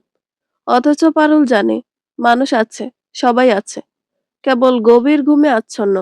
আর সেই ঘুমের ফাঁক গলে সে হাঁটছে নিষিদ্ধ কোনো পথে। পেছনের মোটা পাল্লার দরজাটা আটকানো, কাঠের গায়ে রাতের শিশির জমে এক ধরনের কুয়াশা বানিয়েছে। পারুল নিঃশব্দে হাত রাখলো পাল্লায়। আশ্চর্যভাবে খুব সহজেই দরজাটা খুলে গেল। সামান্য একটি খসখসে শব্দ ছাড়া আর কিছুই হলো না। শীতের ঠান্ডা বাতাস দরজার ফাঁক গলে ভেতরে ঢুকে যেন তার শাড়ির ভাঁজে দাঁত বসিয়ে দিল। সে আর দেরি করল না, টর্চ নিভিয়ে দিল। তারপর দীর্ঘ ধীর পায়ে ছুটতে লাগলো বাগানের দিকটায়। শ্বাস গরম, রাত ঠান্ডা, চারদিক সাদা কুয়াশায় ডুবে। আর তখনই পেছনে ঠিক দরজার গা ঘেঁষে একটা লম্বা ছায়া এসে নিঃশব্দে দাঁড়িয়ে গেল। রাতটা যেন মোটা লোমশ কোনো জন্তুর মতো চারদিক ঝাপটে ধরে আছে। পারুলের চারপাশের বনটা আর আগের মতো স্বাভাবিক দেখাচ্ছে না। গাছগুলো যেন স্রেফ গাছ নয়, ছায়া মানবের মতো চুপচাপ দাঁড়িয়ে তাকিয়ে আছে তার দিকে। পাতার ফাঁক দিয়ে চাঁদের আলো ঢোকার কথা, কিন্তু আজ আলো নেই। আছে শুধু হলদেটে একরাশ দম বন্ধ করা অন্ধকার। পারুলের পায়ের শব্দ শুকনো পাতার ওপর চাপা চিচি করে ভেঙে যাচ্ছে। শব্দটা ক্ষুদ্র, কিন্তু এই গভীর নীরবতায় তা যেন অতিরিক্ত জোরালো, অস্বাভাবিকভাবে জোরালো। যেন বনটা শব্দ গিলে ফেলছে, আবার প্রতিধ্বনি করে ফিরিয়েও দিচ্ছে। হালকা কুয়াশা গাছের গোড়ায় জমে আছে, মাটিও স্যাঁতসেঁতে, কাদা নয়, অথচ জোতার নিচে অদ্ভুত এক সোদা ঠান্ডা ভিজে ভাব। দূর থেকে জোড়া পুকুরের কালচে জলে মরা চাঁদের মতো কিছু একটা ঝিকমিক করলো, কিন্তু সেটা প্রতিফলন, না কোনো চোখ, বোঝা গেল না। পানির ওপর হঠাৎ ঢেউ উঠল, অথচ বাতাস নেই। কেউ বা কিছু যেন কালো জলের তলা থেকে ঠিক এক্ষুনি মুখ তুলে নিঃশব্দে তাকাবে পারুলের দিকে। সে থামে না, হাঁটছে। তার নিঃশ্বাস স্পষ্ট শোনা যাচ্ছে, স্বাভাবিকের চেয়ে ভারী, দ্রুত, গরম। হঠাৎ একটা খুব সূক্ষ্ম শব্দ শোনা গেল, ঠিক গলার ভেতর জমে থাকা কারো ঠান্ডা শ্বাস নেবার শব্দের মতো। কিন্তু তা পারুলের নিজের নয়, বুকের ভেতর ধকধক শব্দ শুরু হয়েছে। গাছের ফাঁক দিয়ে তার টর্চের অল্প আলো সরে সরে যাচ্ছে। দূরে কোথাও পুকুরের ওপাশে ভাঙা মন্দিরের অদৃশ্য দেয়াল ঘন অন্ধকারে ডুবে আছে। পারুল থামে না, বরং দ্রুত পা ফেলে পুকুর পাড় পেরিয়ে আরেকটু সামনে এগোয়। ঠিক তখনই একটা মেয়েলি কণ্ঠস্বর ডেকে ওঠে তার নাম ধরে, পারুল। তীব্র চমকে পারুলের রুহ প্রায় বেরিয়ে আসবে শরীর থেকে। ঘুরে দাঁড়াতেই টর্চের সরু আলো পড়ল একজোড়া চোখের ওপর। মুখোমুখি দাঁড়িয়ে থাকা মানুষটি তার হাত দিয়ে চোখ আড়াল করে। পারুল আলো সরিয়ে নিল, ভীত কণ্ঠে বলল, আপনি? জবা তরতর করে এগিয়ে আসে। এত রাতে কোথায় যাচ্ছ তুমি? কণ্ঠে বিস্ময়, সেই সঙ্গে চাপা ধমকও। পারুল আমতা আমতা করে, কোনো কথা খুঁজে পায় না। কি বলবে সে? কোথায় যাচ্ছে? কোনো বাহানাই তো নেই। কি হলো, কথা বলছো না কেন? কোথায় যাচ্ছিলে? উত্তর দাও। পারুল উত্তর দিল না, বরং গাঢ় গলায় জানতে চাইল, আপনি এখানে কি করছেন? উত্তরের বদলে পাল্টা প্রশ্ন পর্ব। জবাব ভালো লাগলো না। পারুলের হাত চেপে ধরল তৎক্ষণাৎ, একদম শেয়ানা সাজবে না। তোমায় দেখলাম দোতলা থেকে নিচে নামতে, তাই পিছু নিয়েছি। ভাবছিলাম যাও, কোথায় দেখব। কিন্তু যেদিকে যাচ্ছ সেদিকে যে ভয়ঙ্কর বিপদ। এ কথা জানো? বিপদের ভয় করি না। পারুল হাত ছাড়িয়ে ঘুরে দাঁড়ালো। ভাঙা মন্দিরের ওই দেয়াল দেখা যায় না, কি গাঢ় অন্ধকার চারিপাশে। তবু যেন সে দেখতে পাচ্ছে, এমন ভঙ্গিতে পিটপিটে চোখ জোড়ায় পলক ফেলে শুধালো, সব চাল ওই একখানে একত্র করা। আর তাই ভাঙবো আমি। কি আছে যা থেকে বাঁচতে এত গোপনীয়তা, এত আয়োজন? জানতে হবে আমাকে। মাথাটা কি গেছে? জবা পারুলের হাত চেপে ধরে আবারও, চলো, বাড়ি চলো। রাত বিরেতে কেউ জানতে পারলে গলা কেটে এখানেই ফেলে রাখবে। তাই বুঝি? পারুলের ঠোঁটে ক্রুব্ধ হাসি। তার মানে ওরা যে মানুষ খুন করে ফেলতে পারে, তা তুমিও স্বীকার করছো? আমি কিচ্ছু স্বীকার করছি না। তোমার এই পাগলামি আমার ভালো লাগছে না। দয়া করে বাড়ি ফিরে চলো পারুল। যন্ত্রণা বাড়িও না। পারুলকে টেনে ধরে মহলের দিকে নিতে চায় সে। পারুল যাবে না কিছুতেই। ঝাড়া মেরে সরিয়ে দেয় জবাকে। ছিটকে পড়তে পড়তো টাল সামলে দাঁড়ায় কোনো মতে। আপনি বাড়ি ফিরে যান জবা ভাবি, আমি কিছুক্ষণের মধ্যেই চলে আসব। তুমি কোন অঘটন ঘটাতে যাচ্ছ, বুঝতে পারছো পারুল? অঘটন বাধুক, আমিও তাই চাই। এতে যদি সবটা সবার সামনে আসে। পারুল, আমার কথা শোনো। আর কিচ্ছু শুনতে চাই না জবা ভাবি, আপনি যান। দয়া করে চলে যান এখান থেকে। আমি বলছি তো কেউ জানবে না। আমি ঠিক ফজরের আগেই ফিরে আসব। জবার সংশয় কমে না মোটেই।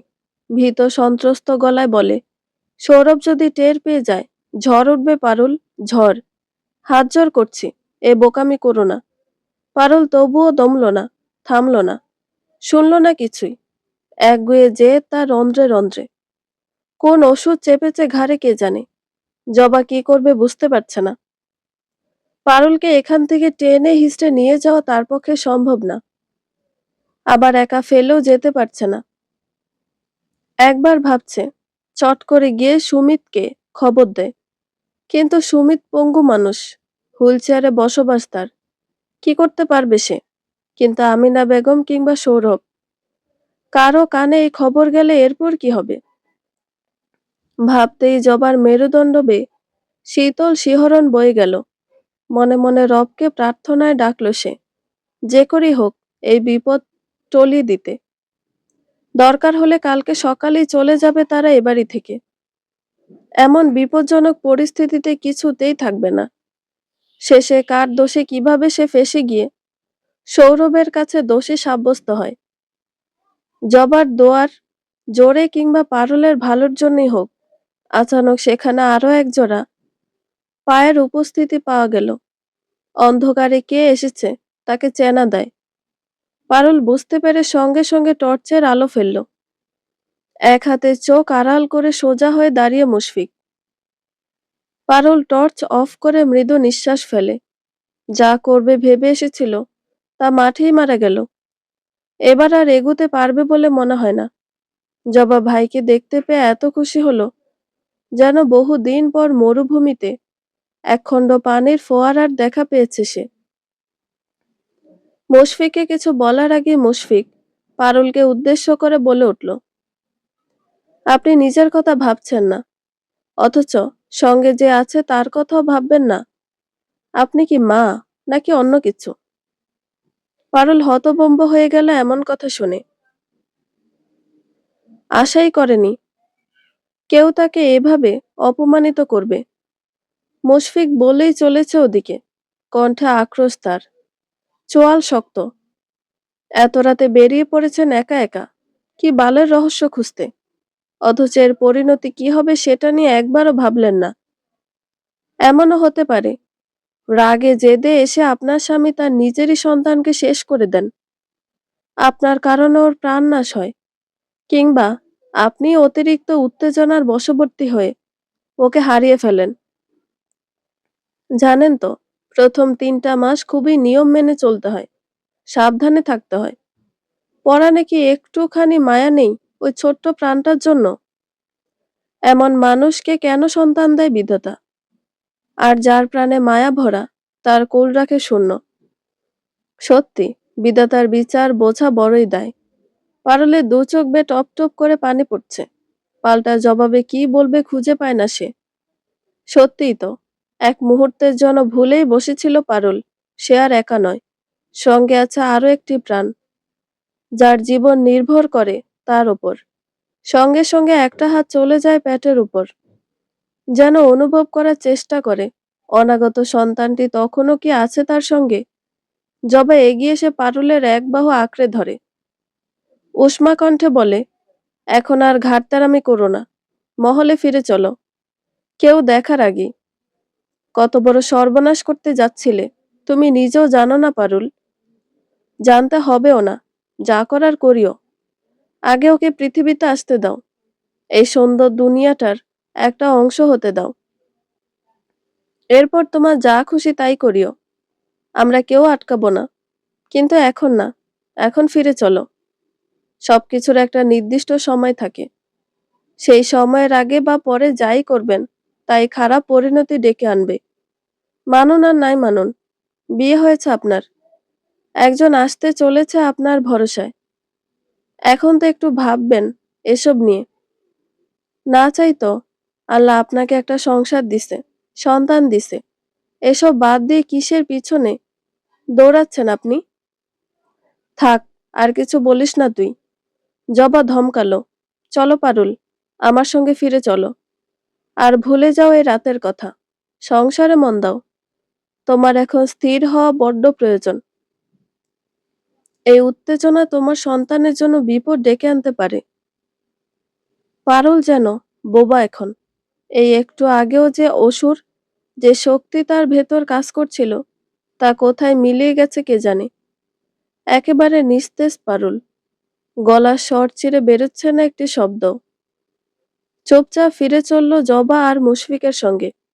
পেছনে ফেলে গেল ভাঙা মন্দিরের ঘুটঘুটে আঁধারে রহস্য। সকালটা অদ্ভুত শান্ত, যেন রাতে সব অস্থিরতা কোথাও গা ঢেকে শুয়ে আছে। উপরে শুধু একটা গাঢ় নীরবতার চাদর। রান্নাঘর থেকে আলতো শো শো শব্দ করে ভাপ উঠছে গরম রুটির। হলদে রঙা রোদ বারান্দা পেরিয়ে এসে ডাইনিং এর সাদা মার্বেলের উপর ছড়িয়ে পড়েছে। সেখানে আলোর মতোই গা ছুঁয়ে আছে নিস্তব্ধতা। টেবিলে সবাই বসে আছে। সুমিত নিজের চেয়ারে গা এলিয়ে চায়ের কাপ হাতে নিয়ে ধোয়া দেখছে। কাকলি আলতো হাতে সবার প্লেটে তরকারি তুলে দিচ্ছে। জবা চুপচাপ পাশের চেয়ারটা গুছিয়ে বসেছে। ছোট মেয়েটা দুধ ভাত মাখছে অভ্যস্ত হাতে। মুশফিক খেতে আসেনি। আর সৌরভ, তার চোখে আজ অদ্ভুত ঠান্ডা স্থিরতা। শব্দ কম, তবে লক্ষ্য খুব তীক্ষ্ণ। পারুল এসে ধীরে ধীরে বসে। কেউ কিছু জিজ্ঞেস করে না। তার হাতের শিরাগুলো কেমন ফ্যাকাশে। চোখের নিচে ধোঁয়াটে ক্লান্তির ছাপ। গলা শুকনো, তবু সে চেষ্টা করছে স্বাভাবিক থাকতে। আমিনা বেগম সবার শেষে এসে বসলেন। আজ তার শরীরটা সামান্য খারাপ। উঠেছেন দেরি করে।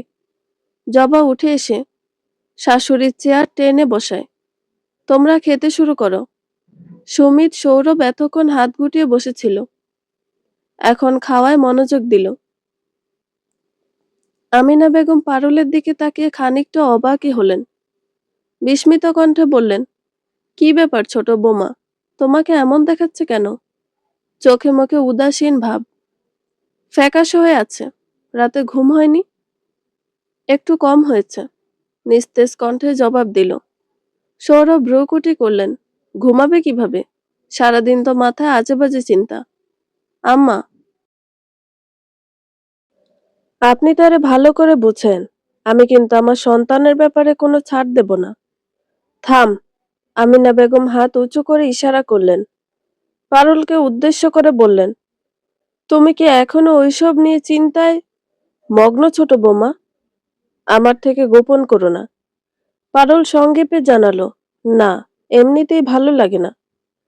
মাথার ভেতর কুবুদ্ধি ঘোরালে ভালো লাগবে কিভাবে? আহ সৌরভ, একটু থাম না। আমি তো কথা বলতেছি ওর সাথে। সৌরভ খাওয়ার টেবিল ছেড়ে উঠল। আকস্মিক তার এই মেজাজের কারণ খুঁজে পেল না কেউ। তবে জবা সামান্য ভীত। কিছু কি টের পেয়েছে ছোটন? জানতে ইচ্ছে করছে। আমিনা বেগম ছেলের গমন পথের দিকে চেয়ে থেকে পারুলকে উদ্দেশ্য করে বললেন, কিছু হয়েছে তোমাদের ভেতর? ও না খেয়ে চলে গেল। পারুল মাথা নাড়িয়ে না বলল কেবল। যদি হয়েও থাকে মিটিয়ে নাও। অযথাই ওকে অশান্তি দিও না আর।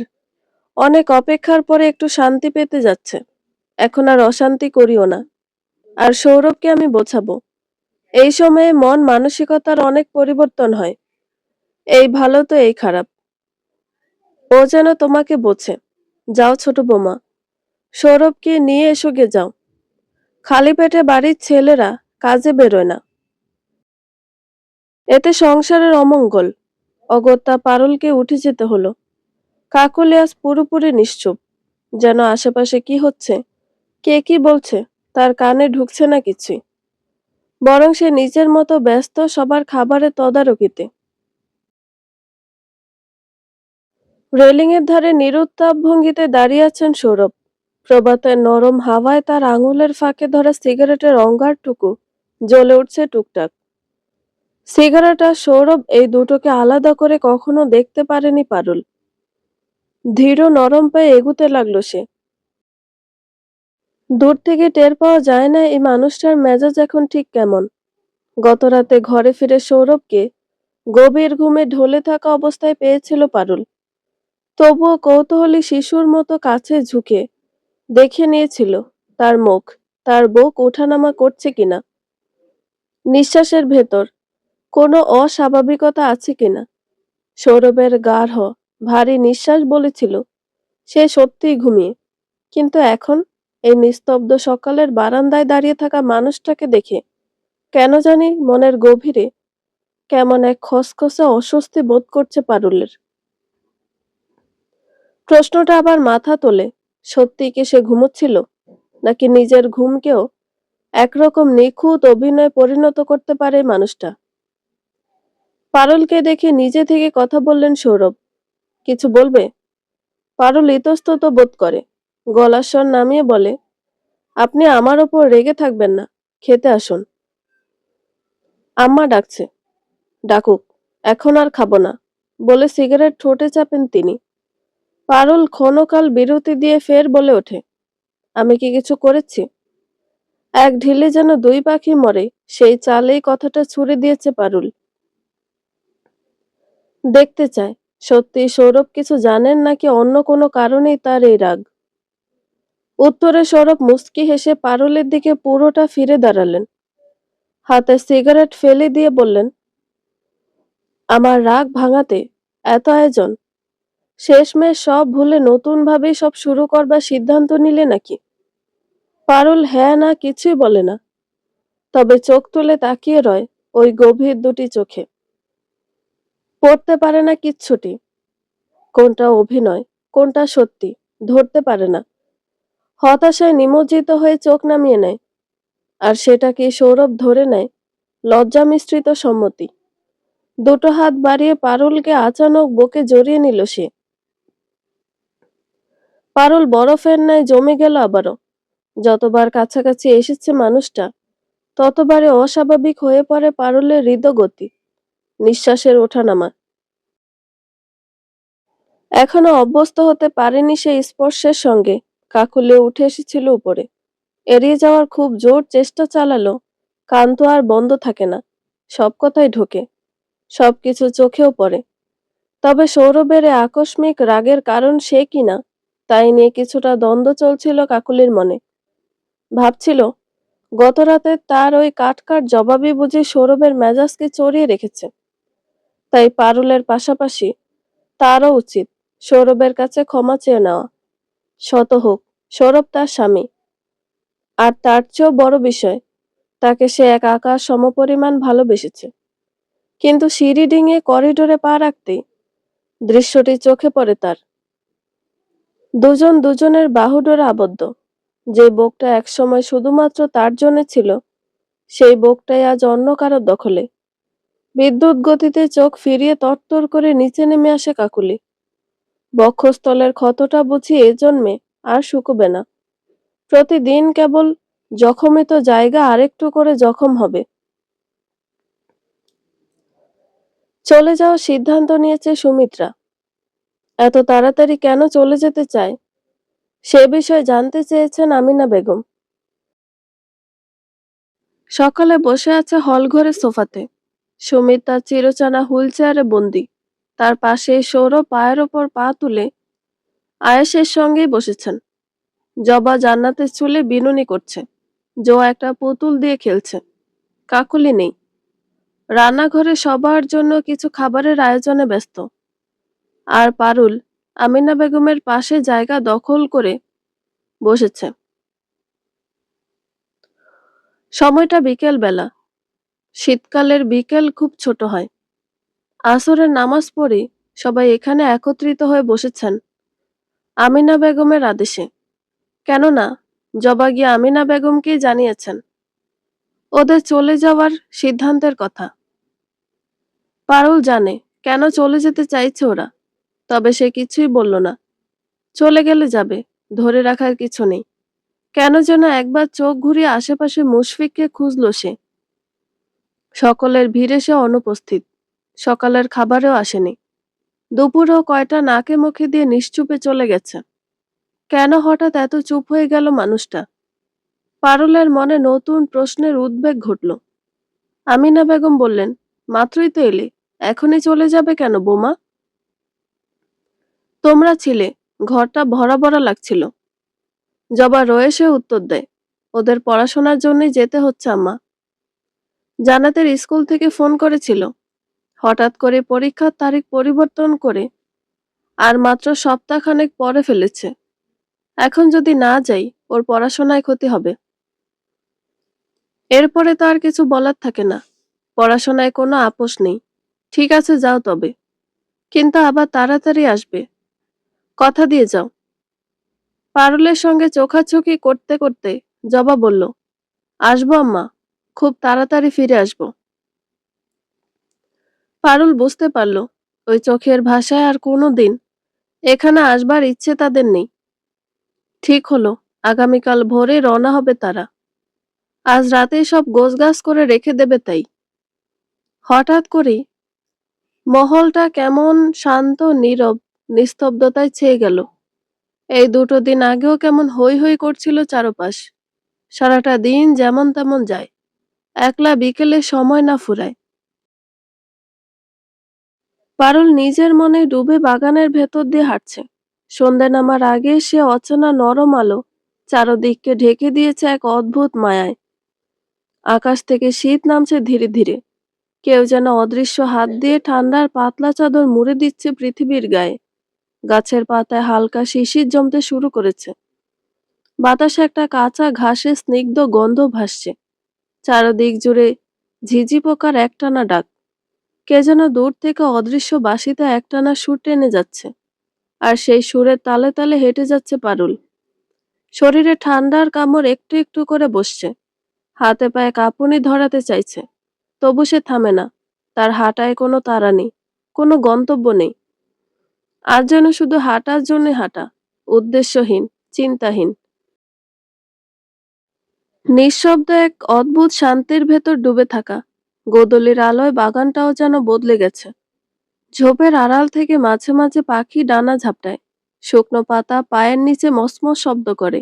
আর সেই মুহূর্তগুলিতেও পারুল একা নয়, প্রকৃতি যেন নীরবে তার সঙ্গ দিচ্ছে।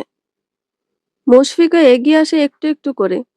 আজও সে ঢুকেছিল বনের ভেতরে, সেদিনের মতো আজও পথিমধ্যে দেখা দুজনের।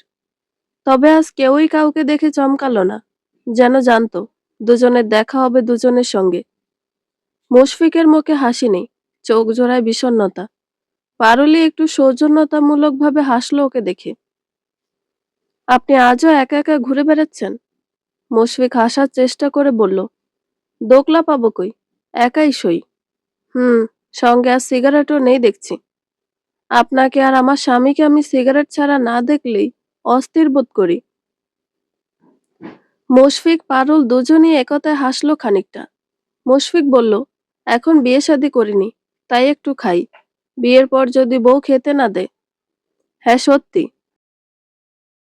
নাও দিতে পারে, বিশেষ করে যদি ভালোবাসার কাউকে পেয়ে যান, তবে একদম দিবে না দেখেন। আপনি বুঝি আপনার ভালোবাসার মানুষটাকে সিগারেট খেতে বারণ করতেন? এ কথায় ভীষণ চমকে উঠে পারুল। মুশফিক বুঝতে পারে সে ও মুখ ফসকে কি বলে ফেলেছে।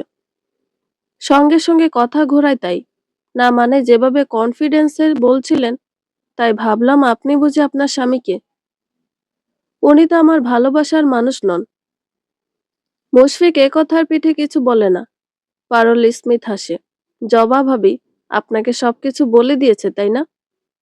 আমি তাতে কিছু মনে করিনি। মানুষকে বিশ্বাস করে সবসময় বাঁশ খাওয়াটা আমার জীবনে অহরহ ঘটনা হয়ে গিয়েছে। আপনি ভুল ভাবছেন আসলে। আমার বোন ওরকম নয় যে কারো কাছে কিছু শুনে সেটা সবার মাঝে প্রচার করে বেড়াবে। আপনার মানসিক অসুস্থতা বিষয়ে আমি আপাকে বলেছিলাম, তখন আপাই আমায় জানায় কেন এবং কিভাবে আপনার এই সমস্যা হয়েছে। শুধুমাত্র একজন ডক্টর হওয়ার সুবাদে আপা আমাকে সব জানিয়েছে। সেও চেয়েছে আপনি সুস্থ হন। আপনার জায়গায় যদি কাকলি আপা কিংবা অন্য কেউ থাকতো, তখন আমার আপা এটাই করত। আপনি জানেন না, আমার আপার হৃদয়টা অন্যের জন্য মায়া দিয়ে ভরা। এই যা চলে যাবার সিদ্ধান্ত হলো, এতেও কিন্তু আপার হাত নেই। বরং সুমিত ভাই চলে যেতে চাইছে। এখানে তো আসতেই চায়নি দুলাভাই, আপায় জোর করে এনেছে। তারপর যখন কাল রাতের ঘটনাটা জানলো, দুলাভাই পারে না তখনই রওনা হয়। আমরা বুঝিয়ে তাকে শান্ত রাখি। আপনি জানেন কিনা জানি না, আপনার স্বামীর অনেক ক্ষমতা, তিনি চাইলে সব করতে পারেন। সব? মুশফিকের বলা সব শব্দটায় কিছু একটা ইঙ্গিত। পারুল বুঝেও চুপ করে রয়। তার চোখ মুখ স্বাভাবিক দেখে মুশফিক বিভ্রান্তিতে পড়ে। আর কিছু বলা ঠিক হবে কিনা ভাবতে থাকে। শত হোক, স্বামীর বদনাম কেই বা শুনতে চায়। মুশফিক উসখুস করে পুনরায় বলতে শুরু করে, আপাকে খারাপ ভাববেন না, উনি আপনার শুভাকাঙ্ক্ষী। আপনার ওই রোগের ব্যাপারে আলাপ করতে গিয়েই সবটা জেনেছি আমি। আর একটা কথা বলবো যাওয়ার আগে, যদি পারেন নিজের বাস্তব জীবনটাকে গ্রহণ করে নিন, নইলে যতই আগাবেন জীবনে ততই বিপদের সম্মুখীন হবেন। আমি চেয়েছিলাম আপনাকে কিছু মেডিসিন দিয়ে যেতে, কিন্তু আপনার এই মুহূর্তে কোনো ধরনের মেডিসিন না নেওয়াটাই ভালো মনে করে দিলাম না আর। তবে মনে রাখবেন, মানসিক রোগের সবচেয়ে বড় মেডিসিন মানুষের মনই। এই মনের কারসাজিতেই সবকিছু। আপনি নিজে যদি জোর রাখেন, সবকিছু মেনে নিতে জানেন, তবে কোনো রোগী আপনাকে স্পর্শ করতে পারবে না। যে গেছে সে কখনো ফিরে আসে না, কোনোভাবেই না। তাতে যতই ভালোবাসা জোর থাকুক না কেন, প্রকৃতিতে মৃত মানুষের কোনো দাম নেই। আশা করি আমার এই একটা উপদেশ আপনি রাখবেন। নিশ্চুপ পারুল। এত এত কথার পিঠেও কত কি বলার ছিল তার, কিন্তু কেন যেন কিছুই বলতে ইচ্ছে করলো না। চলেই তো যাচ্ছে লোকটা, হয়তো এরপর আর কোনোদিন দেখা হবে না। তাই কথা বাড়ি কি লাভ।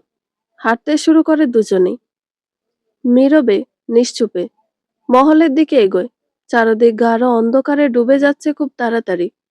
ঝিঝিদের কলতান এবং বনের নিজস্ব শব্দ বই আর কোনো শব্দই নেই। আর আবারও বলে উঠল মুশফিক, যদি পারেন এরকম ঝুঁকিপূর্ণ কাজে জড়ায়েন না। সব রহস্য জানতে নেই। কিছু জিনিস আড়ালে থাকাই ভালো। মন এবং মনোযোগ দুটোই তাকে দিন যে আসছে। আপনার জন্য শুভকামনা রইল। ঠোঁটে হাসি ফুটালো পারুল। আপনার জন্য রইল। ভালো থাকবেন। আপনিও। ঠিক সেই মুহূর্তে হঠাৎ করে অসম্ভব তীক্ষ্ণ ধারালো স্বরে কেউ একজন চিৎকার করে উঠল। আকস্মিক সেই আতঙ্কমাখা আত্মচিৎকার বনের নিস্তব্ধতাকে মুহূর্তেই ছিন্ন ভিন্ন করে দিল।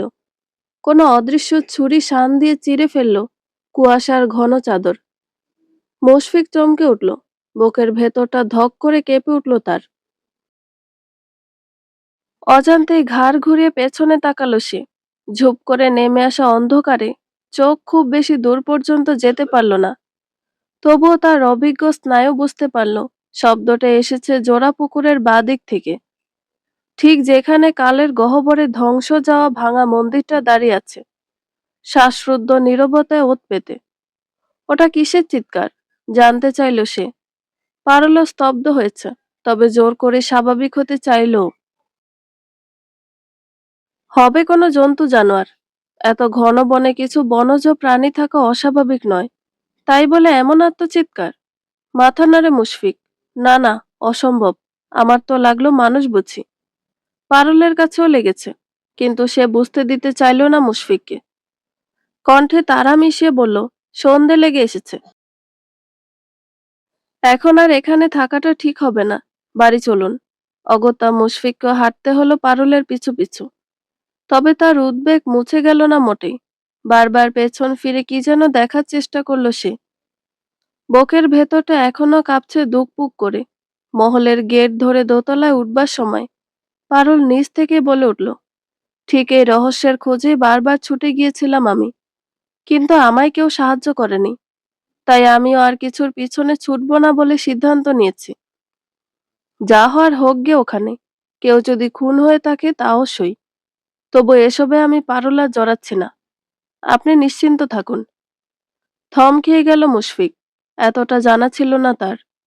বোনের কাছ থেকে ভাঙা মন্দির সম্পর্কে দু একটা কথা শুনেছিল ঠিক, তবে ওই জায়গাটা এতই ঘন এবং নিস্তব্ধ যে ওখানে সাপ খোপের আড্ডাখানা রয়েছে ভেবেই সবসময় এড়িয়ে চলেছে মুশফিক।